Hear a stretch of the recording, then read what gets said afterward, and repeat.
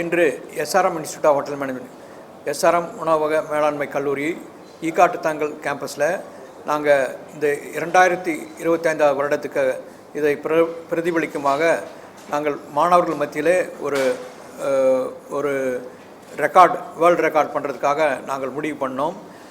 SRM institute of hotel management நிறைய record பண்ணியிருக்கு.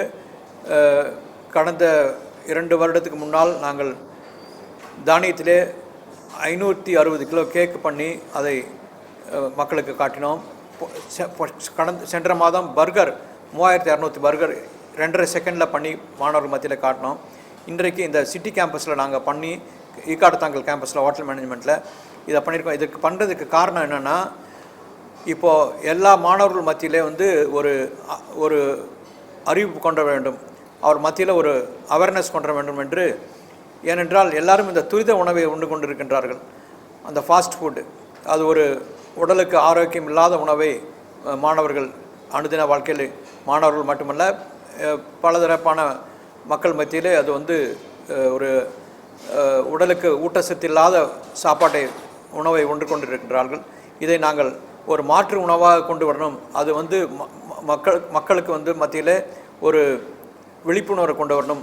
அது மக்களுக்கு அது மனிதர்களுக்கு மிகவும் உகந்ததாக இருக்க வேண்டும், ஈஸியாக இருக்கணும் பண்ணுறதுல. அதுதான் இன்றைக்கி காட்டி ரோல் பண்ணியிருக்கோம். இந்த காட்டி ரோல்ன்றது சப்பாத்தி பேஸ் மாதிரி ஒரு நம்ம ஒரு பேஸ் ரெடி பண்ணி அதில் நாங்கள் அதில் இந்த தானியத்தின் மூலிமா பண்ணியிருக்கோம். எல்லாருமே சப்பாத்தி வெறும் மைதாவில் பண்ணுவாங்க, இல்லை ஆட்டா சேர்த்து பண்ணுவாங்க.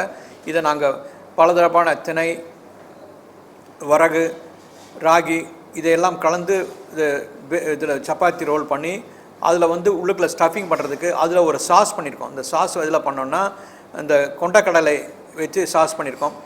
அது மிகவும் சுவையாக இருக்கிறதுக்காக அதை பேஸ் பண்ணி அதில் பண்ணியிருக்கோம். அதில் வெஜிடபிள்ஸ், உடலுக்கு ஊட்டத்தெரியக்கூடிய வெஜிடபிள்ஸ் எல்லாம் இருக்கும். ப்ரொக்கோலி, கேரட்டு, பீட்ரூட்டு, கேபேஜ் இதையெல்லாம் ஸ்டஃப் பண்ணி அது ஒரு ஒரு நல்ல சுவையாக அதை நாங்கள் எடுத்து அதில் உள்ள ஸ்டஃப் பண்ணி ரோல் பண்ணி அதை ஒரு குறிப்பிட்ட நேரத்தில் பண்ணி அது ஒரு ரெக்கார்ட் பண்ணி காட்டணுன்றதுக்காக 15 நிமிடத்தில் 2025 பண்ணியிருக்கிறோம்.